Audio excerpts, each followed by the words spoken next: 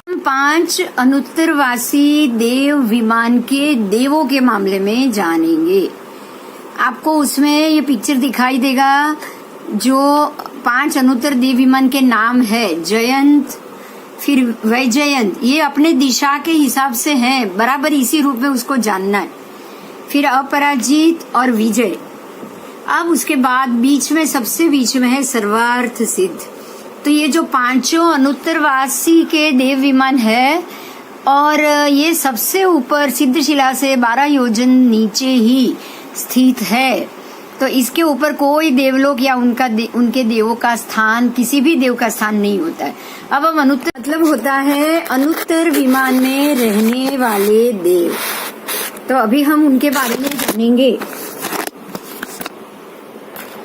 अभी हम अनुत्तर देव विमान में रहने वाले देवों के मामले में जानेंगे।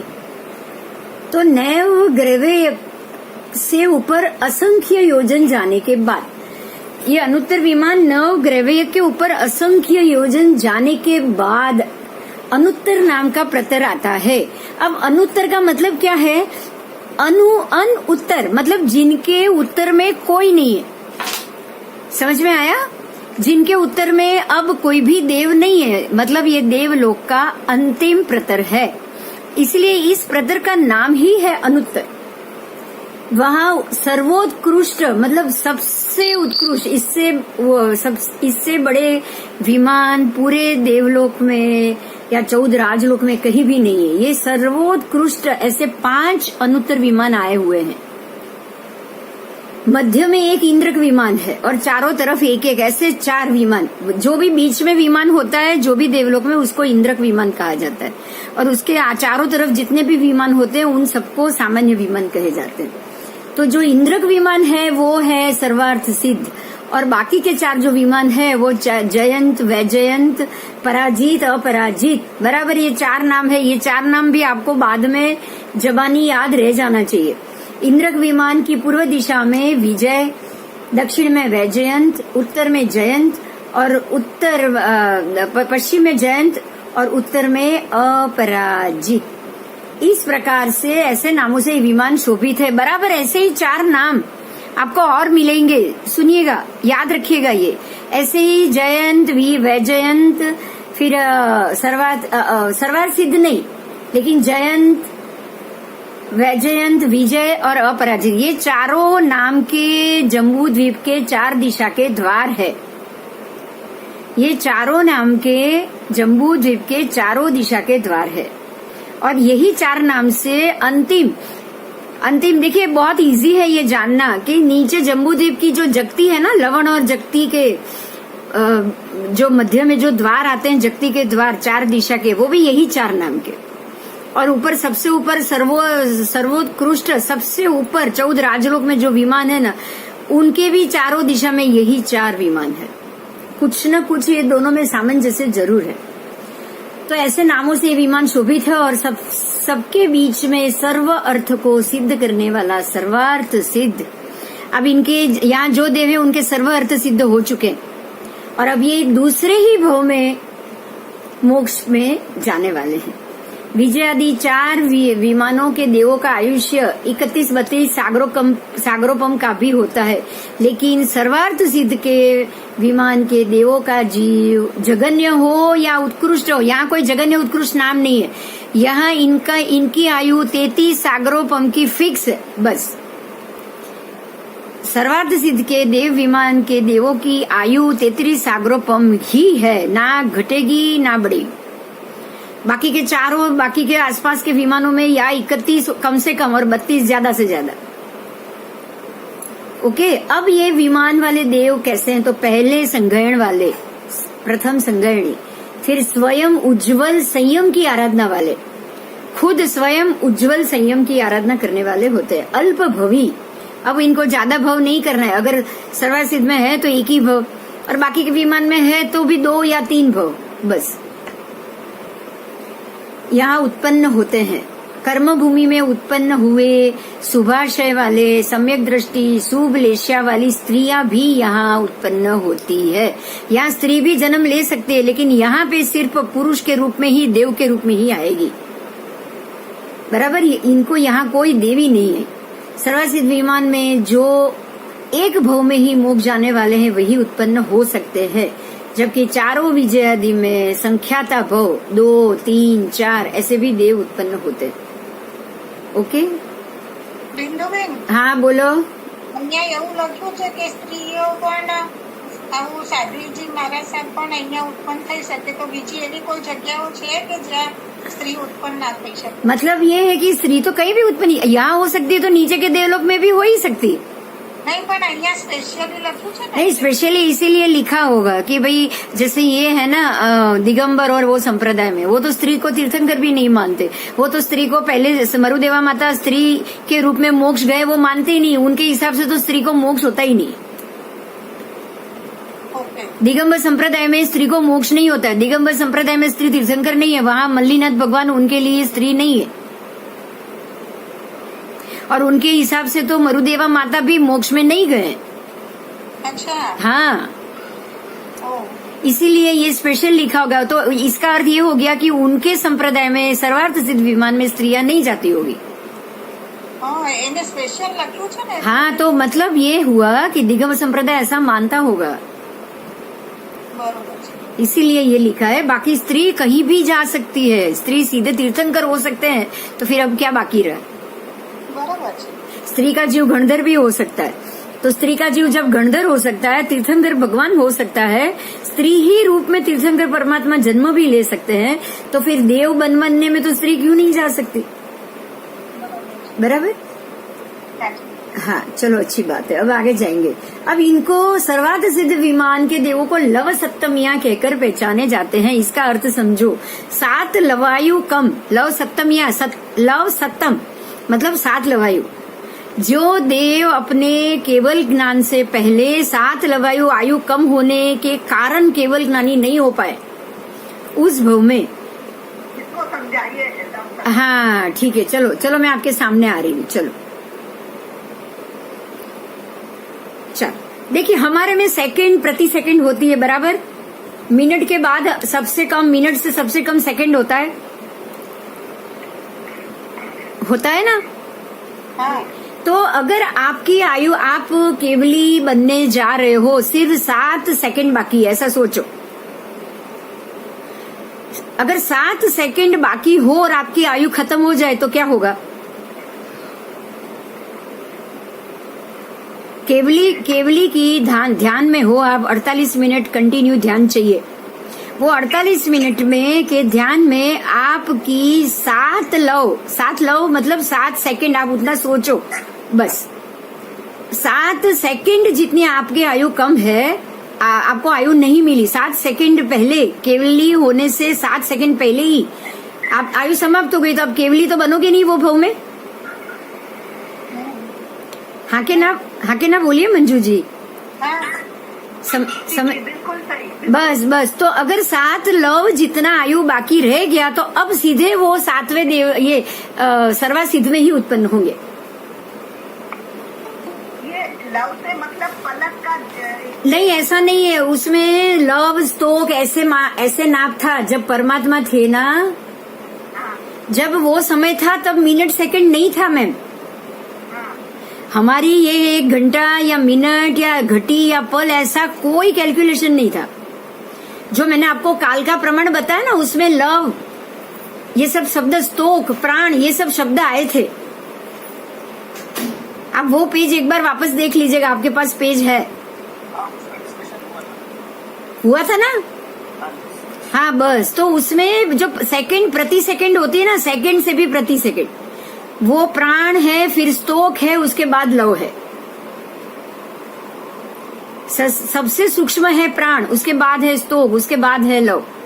तो आप ऐसा समझ लो कि उनकी 7 सेकंड जितनी आयु बाकी रह गई, आयु समाप्त हो गया, और केवल ज्ञान बनते बनते 7 सेकंड की देरी थी।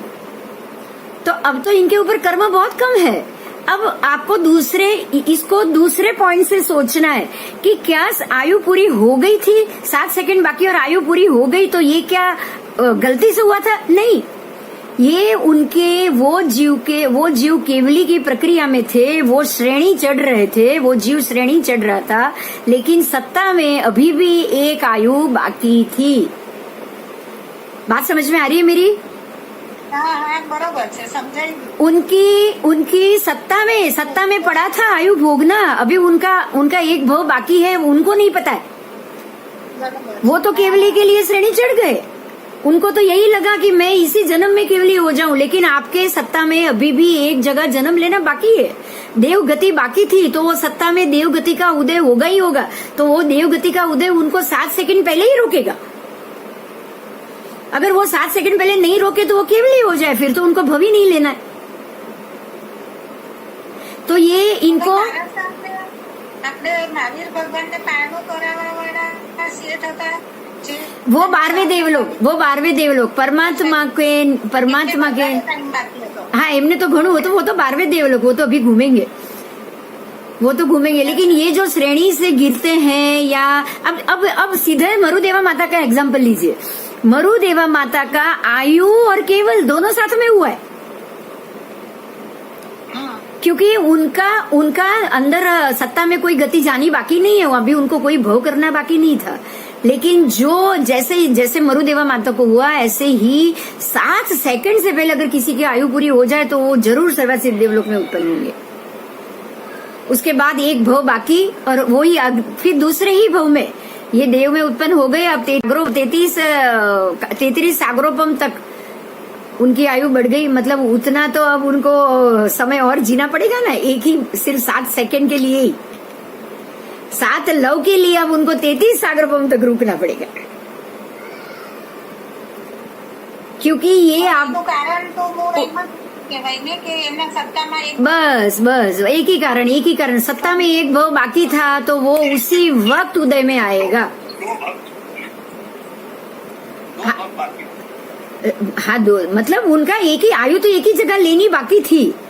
उनका देव गति अगर मनुष्य गति अगर होती ना, सीधी मनुष्य गति होती तो उसी भव में हो जाते, अगर देव गति बीच में नहीं होती तो। देवायु नहीं होता ना तो मनुष्य में हो जाता। देवायु नहीं होता तो ये 7 लव चूक गए, इसको बोला जाता है कि 7 लव चूक गए, इसलिए लव सप्तमिया नाम से जाने जाते।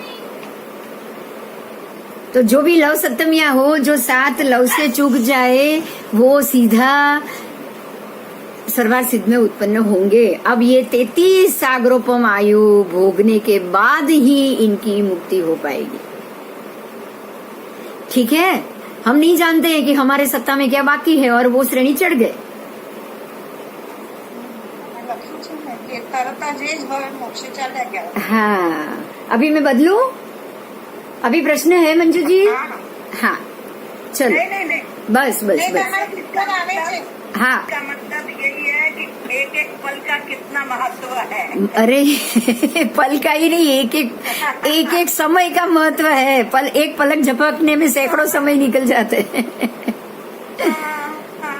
हाँ, तो चलो अभी आगे ये लव सप्तमियां कहकर पहचाने जाते हैं, क्योंकि अबद्धायुष्क, अबद्ध आयु वो उपश्रम श्रेणी में चढ़े हुए उन देवों को पूर्व भव के किए हुए तप में अथवा ध्यानादि में यदि छठका तप या सप्त लव प्रमाण ध्यान अधिक होता तो वे तद्भव में सीधे मोक्ष में ही चले गए होते। देखो अब यहाँ पे ध्यान दिया है अबद्धायुष्क उपश्रम श्रेणी, क्योंकि उनकी अभी तक वो अबद्धायुष्क उपश्रम श्रेणी में है, ये उपशम श्रेणी में चले गए, क्योंकि उनके सत्ता में अभी भी आयुष्य भोगना बाकी है।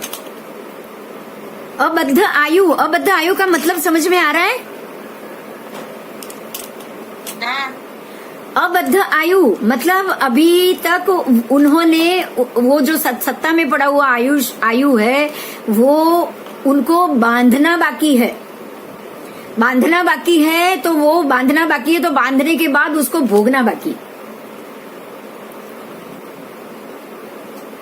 अब वो सबसे पहले देव गति का आयु बांधेंगे, उसी समय उपशम श्रेणी में मरने से पहले देवायु बांधेंगे। देवायु जो था ना वो सत्ता में आ जाएगा, जो सत्ता में पड़ा है ना वो उदय में आ जाएगा। इसलिए उसको अबद्धायु कहा जाता है, अबद्धायुष्क। अबद्धायुष्क इसीलिए आयुष्क जो आयु कर्म बाकी है वो समझ रहे हैं कि मैंने तो ये बांधा ही नहीं है। अब हुआ क्या, जो अब तक जो इसी भव में ये उपशम श्रेणी से नीचे गिरने वाले महात्मा की बात है, अभी इसी समय में इतने समय तक इसी भव में जो कुछ भी उनका जो पुण्य कर्म था, अगर वो मोक्ष नहीं गए तो यही पुण्य कर्म उनको देवायु भोगने के लिए काम में आएगा।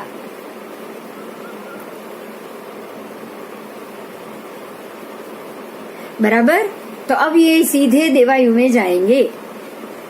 उन देवों को पूर्व भव में किए गए तप में, या तो पूर्व भव का किया गया तप, या तो उसमें 7 लवायु कम किया था, या फिर ध्यानादि में यदि छठ का तप अथवा लव सप्त लव प्रमाण ध्यान अधिक हुआ होता, अगर उन्होंने 7 प्रमाण लव ध्यान अधिक किया होता तो वो तद्भव सीधे मोक्ष चले गए होते। यही बात आई जो पहले मैंने बताया कि 7 लव आयु कम होने के कारण उनका ध्यान पूरा नहीं हुआ, इसलिए उनको केवल भी नहीं मिला।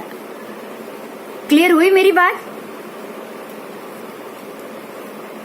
अगर इस प्रकार ना होने से उपशम श्रेणी में काल धर्म हो गया और शिवनगर मोक्ष पहुंचने में विश्राम रूप, मोक्ष पहुंचने से पहले वो विश्राम हम बोलते हैं ना, मोक्ष पहुंचने से पहले हमने बीच में हॉल्ट कर लिया। आप अगर कहीं कोई हिल स्टेशन जा रहे हो, वहां पहुंचने से पहले रात हो जाए तो आपको कहीं हॉल्ट करना पड़ता है कि अभी रात को ट्रैवल नहीं करना है, कहीं भी विश्राम करो। तो वो विश्राम के रूप में अनुत्तर देवलोक में एकावतारी रूप में उत्पन्न होते हैं। थोड़ा सा कम तप और थोड़ा सा कम ध्यान ये करने के कारण वो वहां से चवित होकर उनको पुनः गर्भावास का महान दुख फिर से एक बार सहन करना होता है, क्योंकि वहां से देवगति जाएंगे और देवगति से चौकर उत्तम कुलों में जन्म लेना पड़ेगा, और वो जन्म लेकर वहां संयम स्वीकार करके अब वो उसी ही भव में मोक्ष में चले जाते हैं। तो ये देव निश्चय से सम्यक दृष्टि वाले ही होते हैं, और वहां उनके उपाद शैया या जो चंद्रवा आदि होते हैं, अब उनके चंद्रवे कुछ अलग है। हर देवों में उपाद शैया पर चंद्रवा आदि होता है, इनके उपाद शैया पर अलग प्रकार के चंद्रवे हैं। वो आप सुनो कि इनके ऊपर अनेक भांति के अलग अलग प्रकार के 32 मण वजन वाले बड़े बड़े मोती लटकते हैं। 32 मण जिसका वजन हो, ऐसे बड़े बड़े मोती लटकते हैं जो सब पवन के योग से आपस में टकराते हैं और उनमें से मधुर ध्वनि और नाद निकलती है। ये ध्वनि उनको अनंत गुण आनंद देती है। अब आपको ये समझ में आ रहा है? आप जो विंड शीटर लगाते हो ना, वो यही है, विंड शाइन। अब वो विंड शाइन लगाते हो कि नहीं लगाते हो? जो हवा से हिले तो इसमें टकराव घंटी का आवाज आता है, विंड चाइम बोलते हो उसको, विंड चाइम। हम भी छोटे बच्चे के जो पारने होते हैं ना, उसके ऊपर ऐसे ही पहले झूमर लगाते थे ताकि वो हिले तो जैसे वो हिले आवाज आए, वो बच्चे को लगे कि कोई मेरे आसपास है, उसको खुशी मिलती है। इसी प्रकार से इनके शैया के ऊपर 32 मण वजन के मोती लटकते हैं, और वही मोती जब आपस में टकराए 32 मण, मतलब कितनी घंट की जैसी आवाज आएगी, आप सोच लो। तो वो टकराते हैं तो घंट की तरह वो भी बजने लगते हैं। कोई प्रश्न है? ओके, चलो। वे सब पवन से योग से टकराएंगे और उसमें से मधुर ध्वनियां निकलेंगी। अब आगे चलेंगे। इन अनुत्तरवासी देवों में कोई भी सेव्य सेवक का भाव नहीं होता। इस विमान में बसने वाले देव प्रायः विषय सेवन से रहित ही रहते हैं, क्योंकि यहाँ भव स्वभाव से ही अल्प संक्लेश तथा स्वस्थ्य एवं शांत होते हैं। बराबर। अनुत्तरवासी देव, अभी सुनिए एक और बात जो मैंने कल आपको बता दिया था, पर वो आप सुनो। अनुत्तरवासी देव एक करवट से शैया में लेटे हुए द्रव्य गुण पर्याय की चिंतन की गंभीर विचारणा में समय व्यतीत करते हैं, क्योंकि इनको अभी संयमित है, सम्यक दृष्टि है, केवल ज्ञान की श्रेणी में चढ़ते चढ़ते अटके हुए हैं, तो स्वाभाविक है कि इनके अंदर ज्ञान और ज्ञानावरण और दर्शनावरण तो बहुत हद तक कम हो गया है, हद तक कम हो गया है। बराबर। तो अब ये क्या कर रही है, यहाँ द्रव्य गुण पर्याय के चिंतन में है। वो उनको जो पहले जाना है, पहले सुना है, वहां बैठे बैठे समवसरण के भगवान के दर्शन भी कर लेते होंगे, तो दर्शन करते करते उनकी देशना भी सुन लेते होंगे। अब वो समवसरण का दर्शन कर सकते हैं ना, जो भी विचरित तीर्थंकर परमात्मा हो, तो फिर उनकी देशना भी तो वो सुन सकते हैं। तो जैसे उनकी देशना भी वहां लेटे लेटे सुनते हैं, तो लेटे लेटे द्रव्य गुण पर्याय की चिंतन की गंभीर विचारणा में वो अपना समय व्यतीत करते हैं। वो किसी से बात नहीं कर सकते क्योंकि वो वहां नहीं जा सकते, लेकिन वो खुद परमात्मा की बात सुन के वो जो शब्द आते हैं ना, उनके वही शब्द के ऊपर चिंतन में चले जाते हैं और गंभीर विचारणा में अपना समय व्यतीत करते हैं। इनमें से 33 सागरोपम वाले देव, मतलब सर्वात सिद्ध के देव, 16.5 सागरोपम तक उसके आधे कर लो, आधे समय तक तो एक ही करवट में सोए रहते हैं। मतलब जैसे वो एक करवट लेकर सोए हैं, आधे 16.5 सागरोपम खत्म हो गए, उसके बाद 16.5 सागरोपम के बाद दूसरी करवट ली, तो वापस फिर से करवट बदलने की उनको जरूरत नहीं पड़ती। तो एक ही करवट में उनका 32-33 सागरोपम का आयु खत्म हो जाता है, एक ही करवट। बराबर। अब ये सारी चीज कहाँ से, हाँ बोलो। આમાં પહેલા એવું હતું છે કે એમને પેલા મોતી ટકરાય ને એટલે અનંત ગુણો આનંદ આવે, हाँ। એ બધામાં તો એ પડ્યા જ ન હોય। अरे ये पांचों देवलोक के लिए लिखा है, ये पांचों विमान के लिए लिखा है, अनुत्तरवासी को नहीं है। बाकी के 5 देखो, ये भी प्रायः लिखा है। सुनिए, वो दूसरा भी पढ़ो आप। इस विमानों में बसने वाले देव प्रायः करके विषय सेवन से रहित, प्रायः का है मतलब जो बाकी के 4 अनुत्तर वाले हैं उनमें तो ये विषय सेवन की इच्छा होती होगी। जिनको संख्यात भव करने हैं, बाकी के संख्यात भव करने वाले भी बाकी के 4 विमान में तो जाएंगे ही जाएंगे।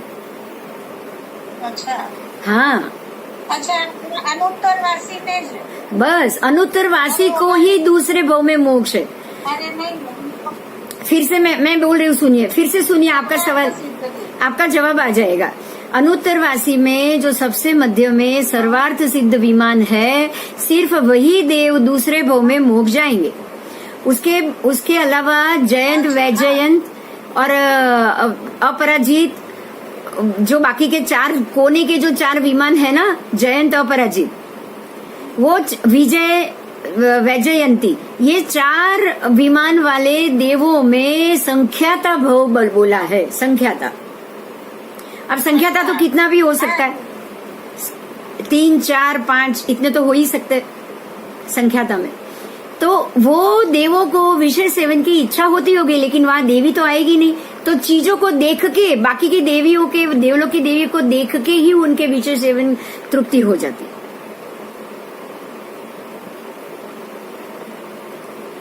समझ में आया? 32 मन भजन। हाँ, तो उनको चाहिए, उनको तो चाहिए ही चाहिए 32 मण भजन वाले, क्योंकि उनका तो ध्यान हर कहीं ना कहीं जाएगा, दूसरी तीसरी जगह भी जाएगा ना।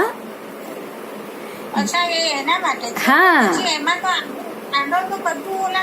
नहीं, आप देखो विमानो लिखा है, आप अभी नहीं पढ़ सकोगे, बाद में उसको थोड़ा सा चौड़ा करके पढ़ लेना। विमानों में, अनुत्तर के विमानों में, मतलब वो 5 विमान नहीं, बाकी के 4 विमान के लिए बोला है।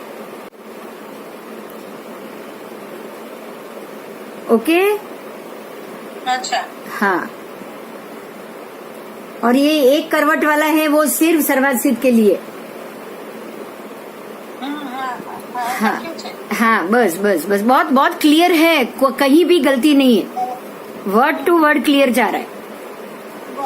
अच्छा, अब ये सारा कहाँ से लिया गया है, तो क्षेत्रलोक प्रकाश, प्रज्ञापना सूत्र, क्षेत्रलोक प्रकाश, जीवाभिगम सूत्र, तत्वार्थ, भाष्य, शतकनामा पंचम कर्म ग्रंथ, व्यवहार सूत्र, बराबर, ये सब इनमें से लिया गया है। अब आगे आओ, देखो, मैं ये पढ़ूंगी, फिर हम आकार में जाएंगे। देवों के अवधि ज्ञान का क्षेत्र और आकार।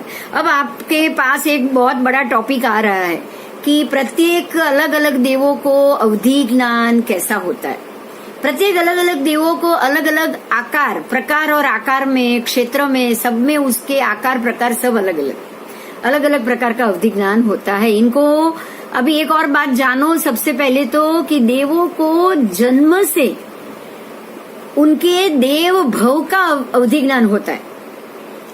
जो कर्म ज्ञानावरण का कर्म कम हुए हो और वो जो अवधि ज्ञान हुआ हो वो वाला अवधि ज्ञान नहीं।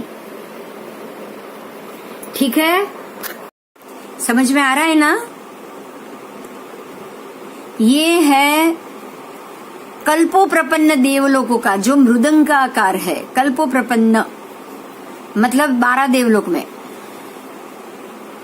फिर ये है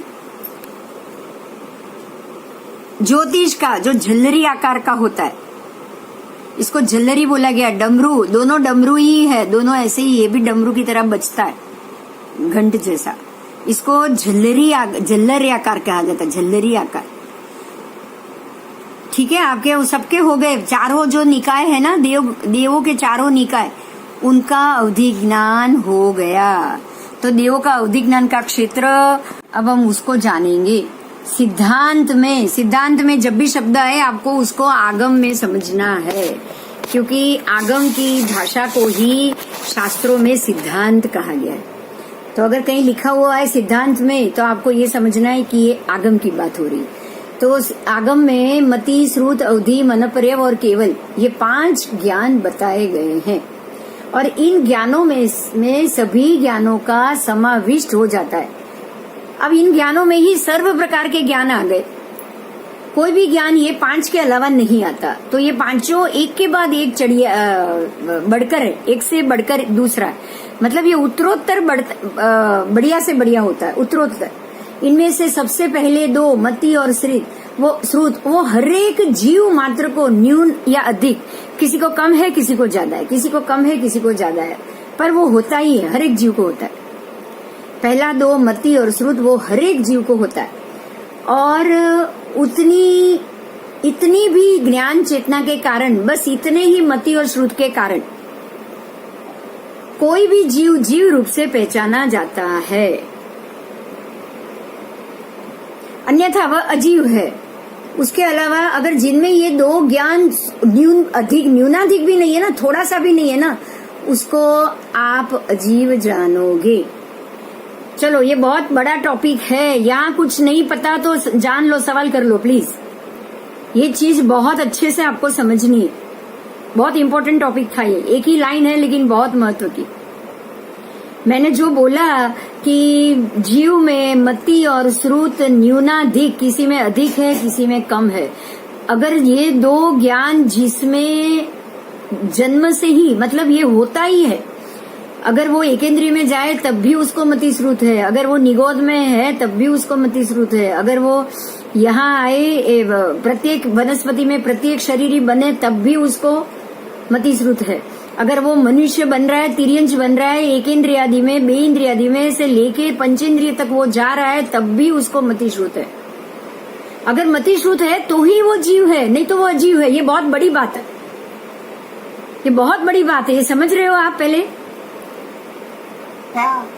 बात समझ में आ गई। इसके साथ हमको एक और शब्द शास्त्र में मिलता है, अब आप इसको इससे जोड़ो। चैतन्य लक्षणवंत जीव। किसी भी जीव में अगर चेतना है तो ही जीव है, जानते हो ना ये बात? अगर उसमें चेतना नहीं है तो वो अजीव। तो ये चैतन्य लक्षणवंत, वो चेतना को जानकारी, आप उसमें चेतना है वो पता कैसे चलेगा? अगर उसमें मति है या श्रुत है तो ही। बस मति और श्रुत होता ही है। अब इसको एक एग्जाम्पल के रूप में मैं बताना चाहती हूँ, बहुत इंपॉर्टेंट टॉपिक है, समझो आप। किसी भी तिर्यंश को जो गर्भस्थ शिशु, गर्भस्थ जीव उत्पन्न करता है, जैसे चूहा या बिल्ली, उसको गर्भस्थ बच्चे होते हैं, होते कि नहीं होते? होते हैं। क्या उनको सिखाया जाता है कि चूहे को, बिल्ली को या कुत्ते को या बंदर को या घोड़े को या गधे को या गाय बैल को कि भाई बच्चे कैसे उत्पन्न करना है? सिखाया जाता है? नहीं सीखा है, नहीं सीखा है। क्यों? क्योंकि वो चैतन्यवंत है, उसके अंदर मति स्रोत पहले से। वो अपनी बुद्धि से मेल फीमेल को पता लगा देगा, अपनी ही बुद्धि से।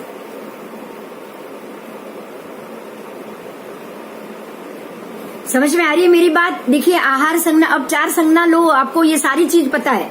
आहार संज्ञा, भय संज्ञा, मैथुन संज्ञा और परिग्रह संज्ञा। कीड़ी चींटी को बताया जाता है कि तू अनाज का दाना उठा और अपने दर में इकट्ठा कर, उसको सिखाया जाता है क्या? नहीं। और इतने सारे कीड़ी इकट्ठे मिलके एक मंकोड़े को या एक किसी अनाज को या किसी बड़े बड़े से दाने को उठा के चलते हैं क्या? सब लोग वो उतना खाने वाले हैं? नहीं। लेकिन परिग्रह संज्ञा है बस। तो आहार संज्ञा, भय संज्ञा, मैथुन संज्ञा, परिग्रह संज्ञा हर एक जीव को अपनी मति और श्रुत में पड़ी हुई मिलेगी ही मिलेगी। अब ये एग्जाम्पल के बाद ये सेंटेंस क्लियर हो गया? कोई प्रश्न नहीं है ना अभी? नहीं। बस तो जो जीव है ना, उसके अंदर मति स्रोत है। आप इतना समझ लो, किसी में ज्यादा है तो किसी में कम, उसमें मति स्रोत है। और ये मति स्रोत के कारण ही वो अपने अपने कर्मों को घटाता हुआ स्थावर से, सूक्ष्म से निकल के स्थावर में, स्थावर से निकल के त्रस में से निकल के प्रत्येक में जाता वो मनुष्य तक, पंचेंद्रिय, संगनी पंचेंद्रिय तक पहुंच सकता है। अपने कर्मों को चढ़ाता बढ़ाता घटाता करते हुए। ओके, चलो, तो जो वही, अन्यथा वो अजीव है। उसके साथ ही अवधि आदि 3, अब ये 2 ज्ञान तो हो गए, अब बाकी के 3 ज्ञान की बात की है। तो बाकी के अवधि आदि पीछे के जो 3 ज्ञान है, वह विशिष्ट गुण की भूमिका पर पहुंचने के बाद ही प्राप्त होता है। भव से अवधि ज्ञान है वो देव नरक को, वो यहाँ नहीं आएगा, वो भव प्रत्ययिक है। वो तो कोई भी देव भव में गया तो उसको अवधि ज्ञान आएगा ही आएगा। कुछ समय तक का, आगे के पीछे के भव तक का, वो सब वो जान सकते हैं, वो भव प्रत्ययिक है। लेकिन ज्ञान खुलने के, बाकी के गति के सभी जीवों को अगर उसको ज्ञान चाहिए, अवधि ज्ञान चाहिए, तो उसमें ज्ञान विशिष्ट गुण की भूमिका पर बिना पहुंचे बिना उसको प्राप्त नहीं हो सकता। उसमें अंतिम केवल ज्ञान तो 14 राजलोक तथा अलोक के भी सभी पदार्थ को समझना। केवली भगवंत खाली राजलोक को नहीं देखते हैं, वो अलोक को भी जानते हैं। अलोक के भी सभी पदार्थों को आत्म साक्षात देखते हैं। इसीलिए वो बताते हैं कि अलोक में षड द्रव्य नहीं है। अगर वो देखेंगे नहीं तो बताएंगे कैसे?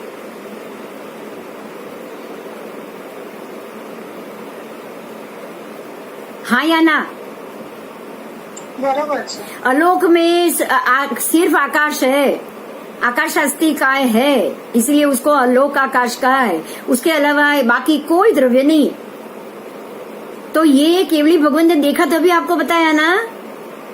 हाँ। बस, तो अभी आपके लिए ये बहुत क्लियर है कि केवल ज्ञान आने के बाद आप लोक, आप अलोक, कोई भी पदार्थ को, सभी पदार्थ को आत्म साक्षात देख सकते हो। बराबर। अब यहाँ पर मात्र अवधि ज्ञान का विषय है, इसलिए बाकी सारी चर्चा को भी छोड़ देंगे। क्लियर हुआ? 5 ज्ञान आज क्लियर हो गया। हाँ। चाहे एक सेंटेंस में, लेकिन उसका रूट आपको बता दिया है। बस संपूर्णता आपको मिल गई कि ज्ञान एग्जैक्टली क्या है, मति स्रोत क्या है, किस किस जीव को ये होता ही है, अवधि ज्ञान किसको हो सकता है, और केवल ज्ञान वाले जीव क्या क्या अनुभव कर सकते हैं। ओके, अब आगे चलेंगे। अब अवधि ज्ञान की बात करेंगे। अब यहाँ अवधि ज्ञान को आप पूरे रूप से जानोगे, और वो भी जो देव और नरक को अवधि ज्ञान होता है उसको। तो अवधि मतलब मर्यादा, मर्यादाशील ज्ञान जो है वो। और मर्यादा किसकी? तो रूपी और अरूपी, इन 2 प्रकार के पदार्थों में से सिर्फ रूपी पदार्थ को देखने की मर्यादा। अवधि का अर्थ है मर्यादा। तो मर्यादा किसकी? तो खाली रूपी पदार्थ। अरूपी पदार्थ को वो नहीं देख सकते, अरूपी पदार्थ को वो नहीं जान पाएंगे। ठीक है, तो रूपी पदार्थ का ही आत्मा साक्षात्कार करा के ये मर्यादित बना है। यह ज्ञान अनुगामी आदि 6 भेद अनुगामी, अननुगामी, ऐसे 6 प्रकार के भेद का नाम है। वो 6 भेद से युक्त होता है अथवा असंख्य और अनंत भेदों से ये प्राप्त होता है। इसके असंख्य भेद भी, इसके अनंत भेद भी है। आगे आओ, इस अवधि ज्ञान का ज्ञानी मतलब इसका मालिक, जिसको अवधि ज्ञान हुआ है, वो अपने स्थान पर बैठकर जिस चीज को देखने की इच्छा या उपयोग करता है, वो उस चीज पर ध्यान देगा तो यह उसको दिखाई देगा ही देगा। यह ज्ञान बहुत ही रहस्यमय, भेद युक्त और क्षेत्र सीमित तथा विभिन्न रीति से उत्पन्न होने वाला है। मतलब इसकी मर्यादा बहुत है, उसकी सीमितता बहुत है। किसको हो सकता है, किसको नहीं हो सकता है, इसको मर्यादा, हर किसी में मर्यादा आ जाएगी। देव भव में उत्पन्न होते ही अवधि ज्ञान का उदय हो जाएगा। और यह भव प्रत्ययिक अवधि ज्ञान कौन से देवों में किस प्रकार से कितनी मात्रा में मिलता है, उसको हम जानेंगे। अब यहाँ सिर्फ आपको खाली देवों में ही नहीं, नरक में भी है ना देवों, तो व्यंतर देव, भवनपति देव नारकी में, फर्स्ट पहली नारकी में, तो साथ साथ में उनका भी आपको बताया जाएगा। तो अवधि ज्ञान का संस्थान आकार, संस्थान का आकार मतलब संस्थान, वो जो उनका जो अवधि ज्ञान का खुद का संस्थान, वो कौन से आकार में है, तो नारकी का अवधि क्षेत्राकार तिरेंदा तरणु होता है, जो हमने सबसे पहले पिक्चर देख लिया था। यह काष्ठ के समूह से बनाया हुआ सीधा तरल तैरने का त्रिकोण आकार का जलयान साधन, जो मैंने आपको बोला पहले ही, ये नाव जैसा है। जलयान साधन ये नाव जैसा है, जो एक तरफ से बिल्कुल त्रिकोण है, त्रिकोण बना हुआ, एक तरफ से थोड़ा सा संकुचित है और दूसरी तरफ से बिल्कुल चौड़ा। तो नरकों में इस प्रकार का अवधि ज्ञान होता है। अब भवनपति का आकार देखेंगे तो पल्य आकार है। पल्य आकार, पल्य मतलब जो प्याला होता है वो आकार का। यह लाट देश में उपयोगी धान्य मापने का प्याला, वो शब्द उसको उपयोग किया गया है, जो ऊंचा होने के साथ साथ नीचे से भी चौड़ा पर ऊपर से थोड़ा सा छोटा। हम प्याला देखते हैं ना, ग्लास, और ये इसमें उल्टा है, हमारे ग्लास में ऊपर चौड़ा है, नीचे छोटा है, ये नीचे से चौड़ा है, ऊपर से छोटा है, ऐसा पल्य है। अब आओ आगे, ऊपर में छोटा है, ये हो गया। अब अभ्यंतर देवों का अवधि क्षेत्र कैसा है? व्यंतर देव वो पटहाकार जो ऊपर दिया है वो हमने पढ़ लिया है, वही है। एक प्रकार का लंबा ढोल है जो ऊपर नीचे दोनों तरफ एक समान है, बराबर, और दोनों तरफ गोल चमड़ों से जड़ा हुआ देसी वाद्य, जैसे तबला बोलते हो आप, वैसा है। अब ज्योतिष का अवधि क्षेत्राकार झल्लरी आकार, झल्लरी वो भी डुगडुगी या झल्लरी जैसे बजाते हैं वैसा है, वो आकार का है। वो विस्तीर्ण वलयाकार चमड़ों से सुशोभित, बीच में से संकीर्ण, वो मध्य में से संकीर्ण है, संकुचित है, और ऊपर से भी चौड़ा, नीचे से भी चौड़ा, डमरू जैसा, जिसे ढक्का के नाम से जाना जाता है। कांस्य की पतली घंटा न समझ के मदारी का डुगडुगी समझना है। आपको मदारी का जो डमरू और डुगडुगी है ना, वैसा समझना है, वैसा है ज्योतिष का। अब कल्पो प्रपन्न देवों का आकार, कल्प प्रपन्न 12 देवलोक, उनका 12 के 12 देवलोक का अवधि क्षेत्र एक ही जैसा है, अवधि ज्ञान। अवधि क्षेत्राकार मृदंगाकार होता है, जो मृदंग बजाते हैं ढोल वैसा, वो भी एक देसी वाद्य है।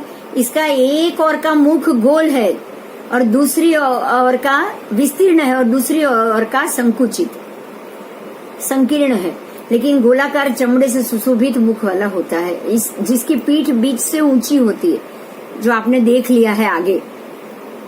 ये पांचों का मैं फिर से आपको पिक्चर बता रही हूँ। ये पांचों का आकार जो आपने अभी जाना ना, वो आ गया, बराबर।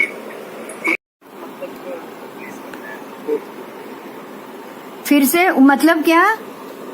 ये जो आपने बताया है, हाँ जी, क्षेत्र बताया है, क्षेत्राकार। हाँ, क्षेत्राकारी है, बराबर। नहीं, उसका अर्थ क्या है, मतलब हाँ, मैं समझाती हूँ। पहले ये आकार समझ में आ गया ना। अब आपको देखो, उनको जो अवधि ज्ञान होता है ना, वो जैसे कि ये नारकी, अब नारकी के जीवों का ऐसा अवधि ज्ञान होगा, मतलब नजदीक की चीज उनको चौड़ी दिखेगी, दूर जाते जाते वो साइड से पूरा घटता जाएगा, क्षेत्र घटता जाएगा, अवधि क्षेत्र। समझ में आया? बराबर।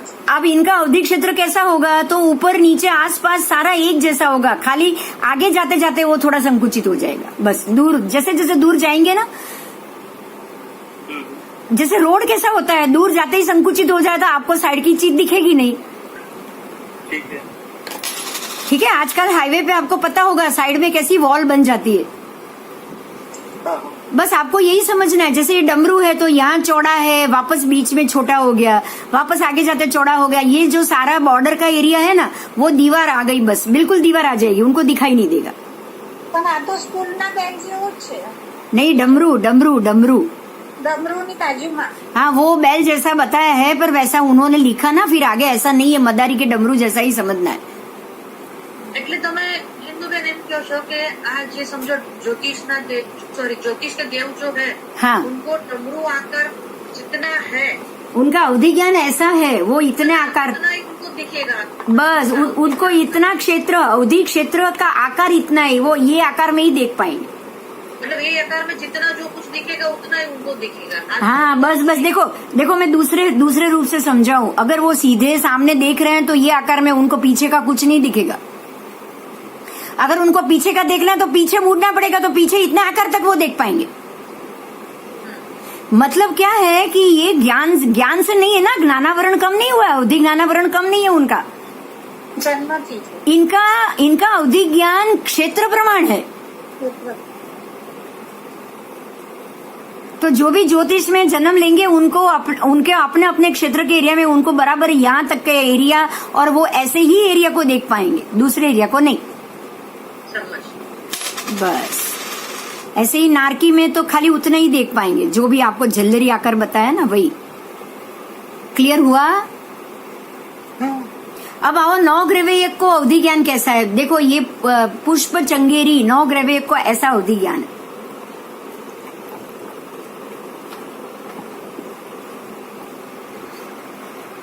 अनुत्तरवासी को उसका नाम है यवनालक, कन्या चोलक। आकार ऐसा है इसलिए उसको कन्या चोलक बोला गया है। मतलब किसी फ्रॉक, किसी कन्या का कपड़ा हो ना, ड्रेस हो ना, इसलिए कन्या चोलक। चलो अब अभी इनके अवधि ज्ञान को जानेंगे, समझ में आ गया। यज्ञ का आकार पुष्प चंगेरी अर्थात गुंफित पुष्पों से शिखा पर्यंत भरी हुई चंगेरी। मतलब हम जो फ्लावर वाज बोलते हैं ना, वैसा फ्लावर वाज। बराबर परिधि सह छाब के साथ, वो जो चारों तरफ से गोल हो, ऐसा उनका अवधि ज्ञान ऐसा होता है नवग्रहवेयक। फिर अनुत्तर देवों का अवधि क्षेत्र यवनालक, अपर नाम कन्या चोलक। प्राचीन काल में पैरों की घूंटी तक की बनावट का फ्रॉक जैसा आकार, जो आज भी आप पूरा गाउन देखोगे तो बिल्कुल ऐसा होगा, स्त्री का गाउन होगा ना, बस इस प्रकार का अवधि क्षेत्र होगा। अब इससे ये साबित होता है कि इसमें स्त्री के सिर का भाग छूट जाता है। मतलब वो सिर का भाग जैसा गोल ऊपर शेप आ जाए ना, वैसा अवधि ज्ञान नहीं होता है। तो गले से लेके पैर तक का जो स्क्वायर चौरस एरिया है, वैसा उसका चौरस अवधि ज्ञान का क्षेत्र होता है। अब ये देव वहां से लेकर अंतिम 7वीं नरक तक के तलवे तक देख सकते हैं। अब इनका जगह बता दिया। अब नवग्रहवेयक तो एकदम ऊपर है, वहां से 12 के 12 देवलोक आ गए। 12 देवलोक के बाद तिर्यक लोक आया, तिर्यक लोक के नीचे 7वीं नारकी आई।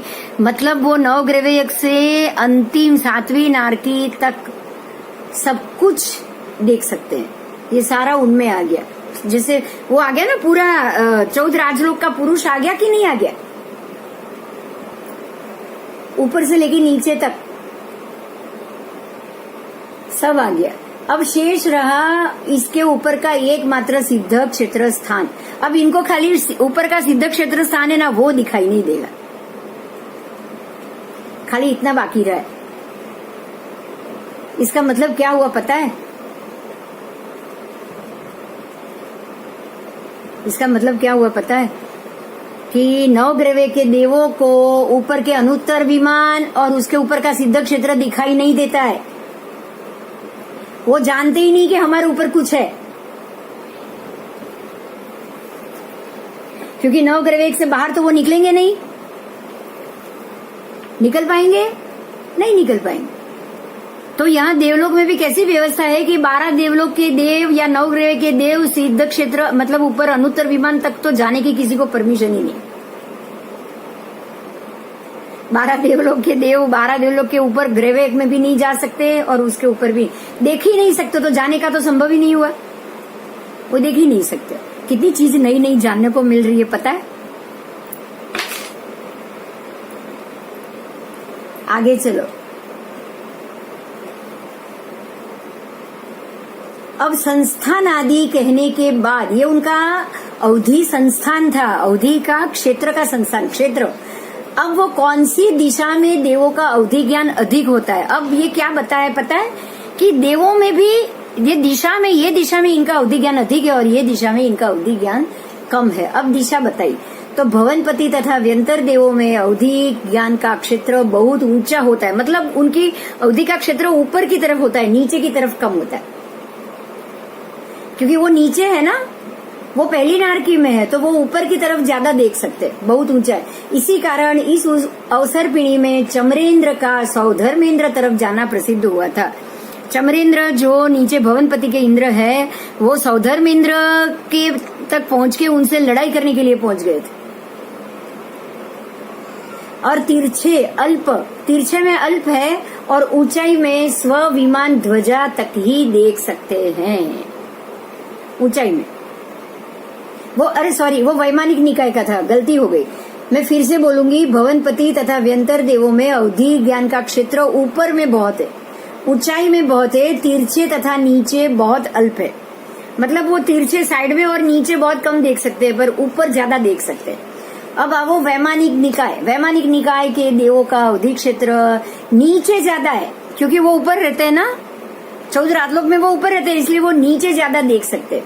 कल्याण आदि प्रसंग में अवधि ज्ञान से तीर्थंकर का जन्माधिक हुआ देखकर वो नीचे आ जाते हैं। और तिरछे में अल्प है तथा ऊंचाई में उससे भी ज्यादा अल्प है, अपनी विमान की ध्वजा तक ही देख सकते, उससे ज्यादा नहीं। समझ में आ रही है मेरी बात? समझ में आ रही है? नहीं तो प्रश्न करो। देखो भवनपति और जो व्यंतर देव है ना, वो पहली नारकी के नीचे रहते हैं। क्लैरिटी दूं मैं आपको, वो पहली नारकी के नीचे रहते हैं, तो इसीलिए वो अपने से ऊपर देख पाएंगे, ऊपर ज्यादा देख पाएंगे, नीचे बहुत कम देख पाएंगे और साइड में तो बहुत कम, क्योंकि सबका ऐसा सीधा ही जा रहा है अवधि ज्ञान। तो वो ऊपर ज्यादा देखेंगे, नीचे कम देखेंगे। अब जो वैमानिक देव है वो नीचे ज्यादा देखेंगे, जो 12 देवलोक तक के जो वैमानिक देव है, 9 ग्रह तक के, वो सब नीचे नारकी तक देख पाएंगे, लेकिन ऊपर अपने विमान से ज्यादा ऊपर नहीं देख पाएंगे। मल्टी स्टोरी बिल्डिंग देखते हैं हम, ग्राउंड फ्लोर पे रह के ऊपर ज्यादा दिखता है भवनपति को जैसे। हाँ, पर आप में उसमें ऊपर वाले को, मध्य वाले को तो ऊपर भी ज्यादा दिखता है, नीचे भी ज्यादा दिखता है ना। यहाँ वैसा नहीं है। अब 12 देवलोक वाले मध्य के हो गए, लेकिन वो भी अपने देव विमान की ध्वजा से ज्यादा नीचे देख ही नहीं पाएंगे। अगर देखे तो पहुंच जाए ना वहां पे, वो पहुंच ही ना पाए, इसलिए उनको दिखाई नहीं था। वो यही समझते कि हमारे ऊपर कुछ है ही नहीं। अब दिखाई देगा तो जान पाएंगे, तो जाने की भी कोशिश करेंगे। इसलिए आप आज एक चीज बहुत अच्छे से समझ लो कि देवलोक के देवों को अपने अपने एरिया से अलावा नीचे में वैमानिक देवलोक 12 देवलोक नीचे ज्यादा देख सकते हैं, ऊपर नहीं। और भवनपति और नारकी वाले अगर पहले नारकी में है तो वो अपने नीचे बहुत कम, 7वीं नारकी तक बहुत कम देख सकते हैं। 7वीं नारकी तक तो वो देख ही नहीं पाए, लेकिन नीचे बहुत कम एरिया में देखेंगे, साइड में भी कम एरिया में दिखेंगे, ऊपर के एरिया में ज्यादा देखेंगे। तो ऊपर के एरिया में तो हम लोग आ गए, तिर्यक और वो सब एरिया में तो हम लोग आ गए, ऊपर हम लोग तो ऊपर ही आ गए। इसलिए भवनपति और वहां के देव, इसलिए वो धर्णेन्द्र या नागलोक के नाग कुमार देव या फिर ये जो मेघ कुमार देव, ये सारे पृथ्वी पे बहुत जल्दी आ जाएंगे। और आएंगे तो उनका तांडव होगा ही होगा। किसी को तकलीफ देनी हो, किसी को प्रॉब्लम करनी हो, तो व्यंतर तो यही तो देव है जो ये सारे, ये जो ब्लैक मैजिक और ये सब करके साधते हैं। वो देव कौन है? एक ही भी शब्द देव, व्यंतर देव और वाण व्यंतर देव। जो पहले से ही मति से नुकसान करने वाले, उनकी बुद्धि ही वही है कि भाई जो जो जो मेरे दोस्त है उसका फायदा करो और जो मेरा दोस्त नहीं है उसका नुकसान करो। बराबर। अब इनमें आएगा ना, जैसे नाम आएगा ना वैसे हम विगत करेंगे। अभी मैं बोलूंगी ना तो वापस भी यही हो जाएगा कि भाई आपने कुछ भी बोल दिया। ठीक है, तो जैसे ही नाम आएगा, अभी हम 8 व्यंतर और वाण व्यंतर ऐसे 16 प्रकार के देव है वो। 8 व्यंतर है, 8 वाण व्यंतर। जब उनकी डिटेल जाएंगे ना तब एक एक भूत पिशाच ये सब नाम आ जाएंगे। आपने एक चीज बोली ना कि जो उनके दोस्त हैं उनका वो अच्छा करते हैं और जो दोस्त हाँ, नहीं है वो हाँ हाँ अच्छा नहीं करते। हाँ, तो मतलब कैसे जो पिछले के भाव में जो उनके दोस्त हैं वही मतलब है वही जैसे जैसे जैसे देखिए अभी आपने बात कर ली है तो मैं बोल देती हूँ। मान लो कि व्यंतर में जो भूत योनि है उसमें भूत एक नाम है भूत प्रकार की, तो वो तो भूत को किसको दिखाई देगा और भूत किसको परेशान करेगा? भूत और पिशाच और राक्षस ये तीनों नाम है। अब राक्षस भूत पिशाच किसको परेशान करते हैं? जिसके साथ उसको लेना देना है। बस जिसको उसको तकलीफ देनी है वो उसको उठा के लेके चला जाएगा। ठीक है, जैसे ही वो कहाँ रहते हैं और कौन से देव हैं वो आएगा तब आप जानोगे। पर अभी इतना जानो कि ये व्यंतर वाण व्यंतर भवनपति नीचे के पहली नारकी से ऊपर की तरफ देख भी जल्दी लेंगे, ज्यादा दूर तक देखेंगे, देवलोक तक देख सकते हैं। इसीलिए पृथ्वी पे आना उनका बहुत इजी हो जाएगा। ये तय हो गया ना, इतना तो तय हो गया ना, इसमें कोई डाउट है? बस बस चलो अभी आगे चलते हैं। अभी आगे बहुत कुछ आएगा इनके बारे में पढ़ना। अब आओ आगे। नारकी तथा ज्योतिषियों का अवधि क्षेत्र तिरछा अधिक। नारकी में अब नारकी का आया है। नारकी के लोगों को और ज्योतिष को क्या होता है? नारकी और ज्योतिष को तिरछा अधिक है, साइड में अधिक है और ऊंचा नीचा अल्प होता है। ऊपर नीचे वो अल्प देखते हैं, लेकिन अपना आसपास वाले उनको सब पता है। अब पहली नारकी वाले दूसरी नारकी को देख पाएगा लेकिन तीसरे को नहीं देख पाएगा, ऐसा तो वो अल्प है। दूसरी वाला पहली को देखेगा, तीसरी को देखेगा, लेकिन नीचे उसके नीचे और नहीं जा पाएगा। लेकिन तिरछा अपने आजू बाजू वाले सभी नरक के जीव, मेरे बाजू की कुंभी में कौन है? सारे कुंभी में होते हैं। नरक में कुंभियां होती है, उसके अंदर नारकी के जीव होते हैं। तो मेरे बाजू वाली कुंभी में कौन सा नरक का जीव है, तीसरी कुंभी में कौन सा नरक का जीव, वो सब उनको पता है, वो देख सकते हैं। आगे आओ। मनुष्य और तिर्यंच का क्षेत्र अनेक प्रकार का, ऊर्ध्व अधो तिर्यक, छोटा बड़ा, विविध संस्थानाकार रूप विभिन्न रीति से होता है। मतलब मनुष्य का क्षेत्र और तिर्यंच का क्षेत्र, उसको तो ये सब लोग देख सकते हैं, ये सबकी दृष्टि वहां जाएगी। आओ अब ये जो अवधि ज्ञानी जीव गण क्षेत्र के साथ कितने कितने काल को भी जानते। ये तो अभी आपने क्षेत्र किया, अब ये काल को भी जानेंगे। काल का भी इसमें वर्णन दिया है। तो मैं बोल रही हूँ कि अंगुल के असंख्यात अगर क्षेत्र हो तो आवलिका का असंख्यात काल होता है, कितने समय तक वो देख सकते हैं। फिर अंगुल का असंख्यात भाग अगर क्षेत्र है तो आवलिका का असंख्य भाग। इस प्रकार से जितना क्षेत्र बराबर उसी नाप का काल, जितना क्षेत्र उसी, अगर 1 योजन का ही क्षेत्र है तो 2 से 9 दिन तक उनको दिखाई देता है। अगर उनका क्षेत्र 25 योजन है तो कुछ न्यून 1 पक्ष तक ही वो देख पाएंगे। फिर भरत क्षेत्र तक वो अगर पूरा भरत क्षेत्र देख पाते हैं तो 15 दिन तक देख पाएंगे। उसके बाद जम्बू द्वीप पूरा अगर देख सकते हैं तो 1 महीना से अधिक समय देख पाएंगे। फिर 2.5 द्वीप अगर वो देख रहे हैं तो 1 साल तक वो देख सकते हैं। अगर वो रुचक द्वीप का अगर उनका अवधि ज्ञान आया है तो 2 से 9 वर्ष तक ही उसको देख पाएंगे, रुचक द्वीप तक। फिर संख्यात द्वीप तक अगर उनका अवधि ज्ञान आया है तो संख्यात वर्ष तक ही देख पाएंगे, उससे ज्यादा नहीं। लेकिन असंख्यात द्वीप आ गया तो अब ये असंख्यात वर्ष तक उनका अवधि ज्ञान रहेगा। तो जैसे क्षेत्र बढ़ेगा वैसे वैसे उनका समय भी बढ़ेगा। ठीक है, अब यहाँ पे और कुछ शब्द आ रहे हैं। अब यहाँ तक कोई प्रश्न है तो चलो मैं खोलती हूँ, कुछ प्रश्न है तो पूछो।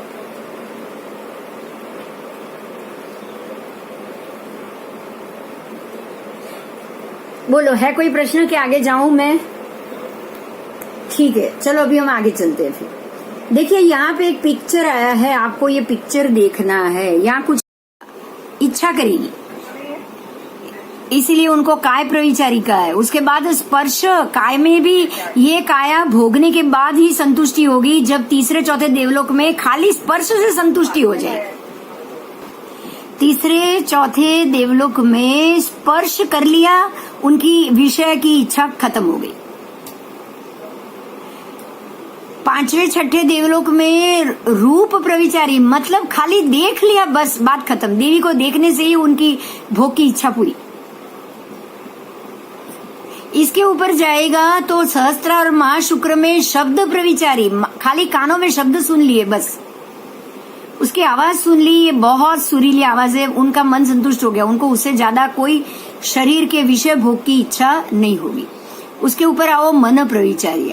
9, 10, 11, 12 तो खाली मन से ही सारा सुख भोग लेते, मन से ही। उनको सामने देवी भी नहीं चाहिए, उनको सामने देवी भी नहीं। अब ये सारे शब्दों को अगले चैप्टर में दिया है, इसलिए मैंने आपको समझा दिया है।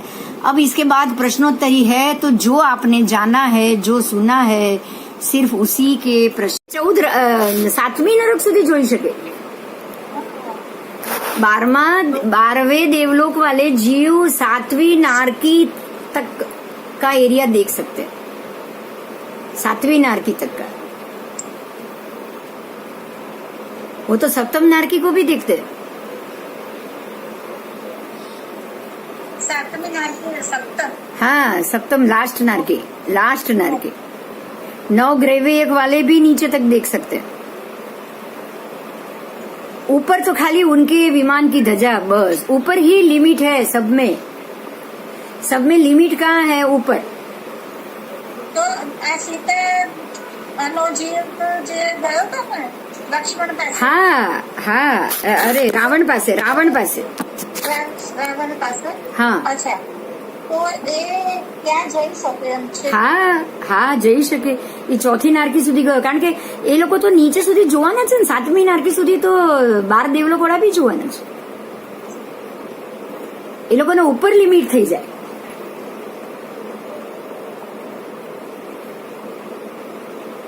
नव ग्रेवेयक वालों को ज्यादा बढ़ गया, क्योंकि वो 12 देवलोक भी उनमें शामिल हो गया, 9 ग्रेवेयक खुद भी शामिल हो गया।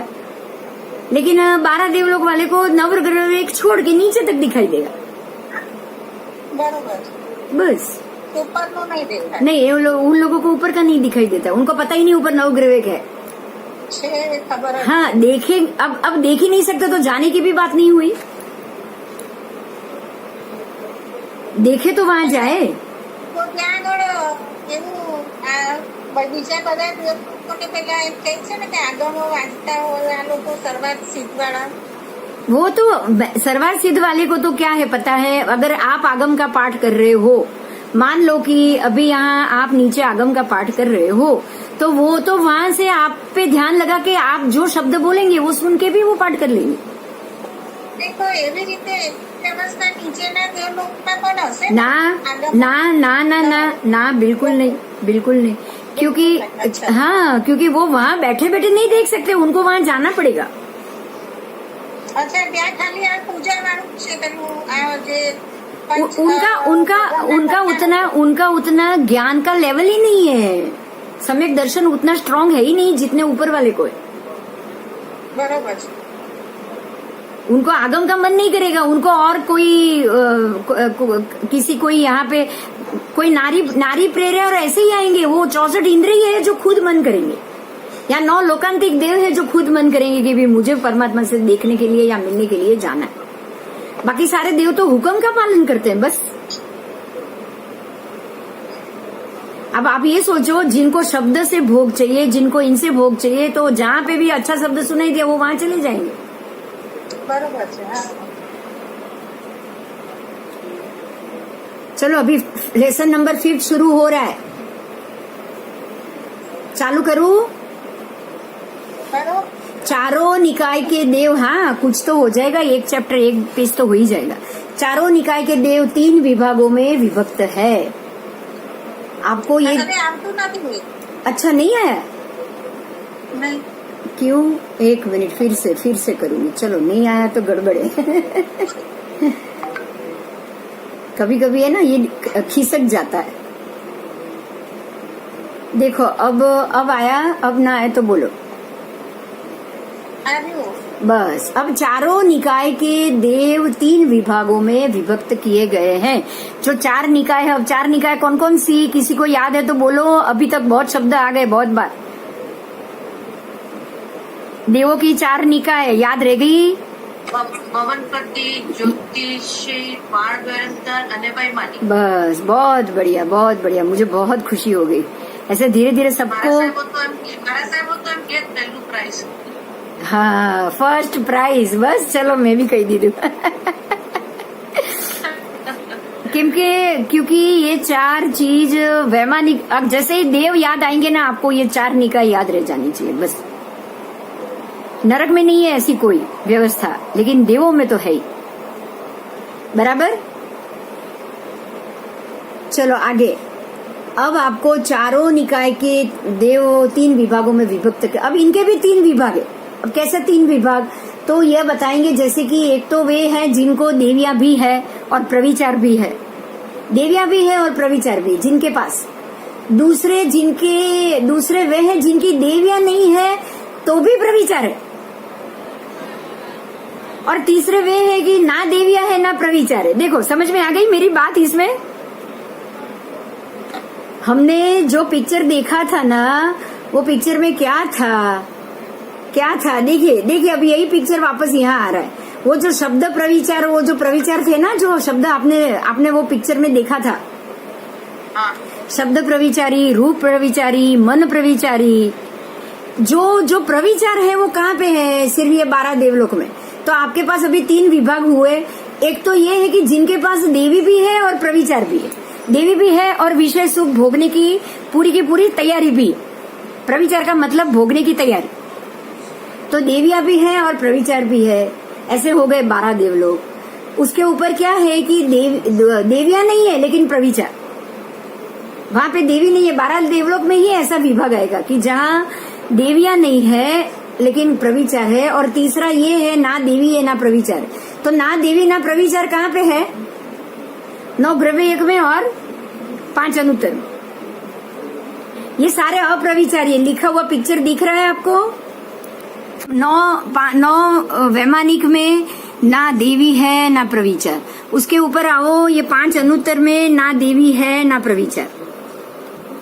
तो देवी और प्रविचार, देवी भी है और प्रविचार भी है। देवी नहीं है और प्रविचार है। ये सारा आपको बाकी के 12 देवलोक में ही मिलेगा।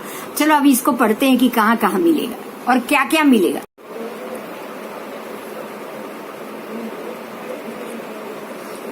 वे देव कौन से हैं जिनके देवी भी है और प्रविचार भी है? तो चलिए अब हम ये बताते हैं कि काय प्रविचार, काय का मतलब है शरीर और प्रविचार का मतलब है विषय सेवन। काया को भोगने की इच्छा, बस। प्रविचार का मतलब है विषय सेवन का मतलब है भोगने की इच्छा। तो काय प्रविचार का मतलब काय भोगने की इच्छा। समझ में आ रही है मेरी बात? काय का मतलब काया भोगने की इच्छा। तो जिसको मैथुन या विषय सेवन कहा जाएगा, शरीर के द्वारा स्त्री संभोग मैथुन विषय सेवन किया जाता है, इसलिए उसको काय प्रविचार कहा जाता है। तो वो किन में है? तो अभी शब्द बोल रही हूँ, ध्यान देना आप। भवनपति, व्यंतर, ज्योतिष, पहले स्वधर्म और दूसरे ईशान देवलोक के वैमानिक देवों को ये विषय सुख और काय प्रविचार भोगने की इच्छा पहले दूसरे देवलोक तथा व्यंतर, भवनपति, ज्योतिष सबको होता है। सारे ज्योतिष देव आ गए देवलोक में, तीसरे से लेके ऊपर को नहीं होता। क्लियर हो गया?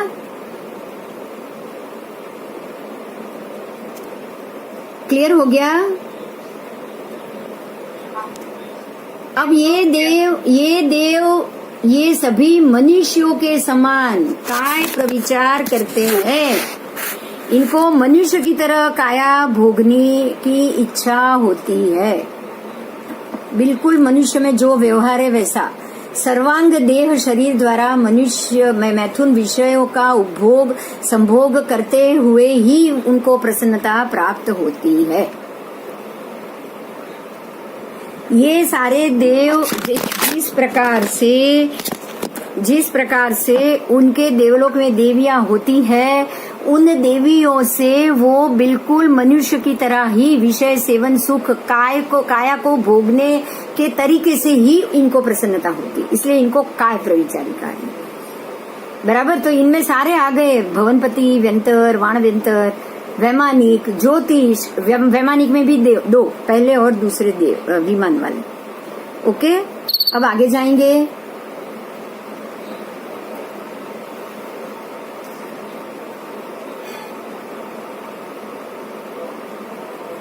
वैसे तीसरे देवलोक से लेके 12वें देवलोक का, अब तीसरे से लेकर 12वें का नाम दिया है।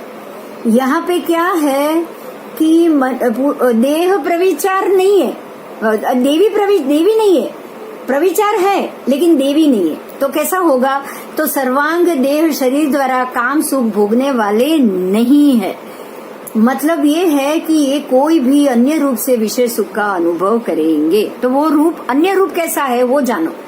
तीसरे सनत कुमार और चौथे महेंद्र स्वर्ग के देव को जब मैथुन संज्ञा उत्पन्न होगी तब वे देवियों के स्पर्श मात्र से ही मैथुन कर लेंगे। मतलब अगर उनकी जो देवियां हैं वो आके उनको स्पर्श करेगी तो उनका मन भर जाएगा, उनका मन सुख से भर जाएगा। बस, उनको इससे ज्यादा संभोग नहीं है, इससे ज्यादा मैथुन या संभोग उनमें नहीं होता। तीसरे से लेके 12वें सब, अब तीसरे से 12वें में अलग अलग विभाग है। सॉरी, तीसरे और चौथे में ऐसी संज्ञा है। अब आओ 5वें में आओ।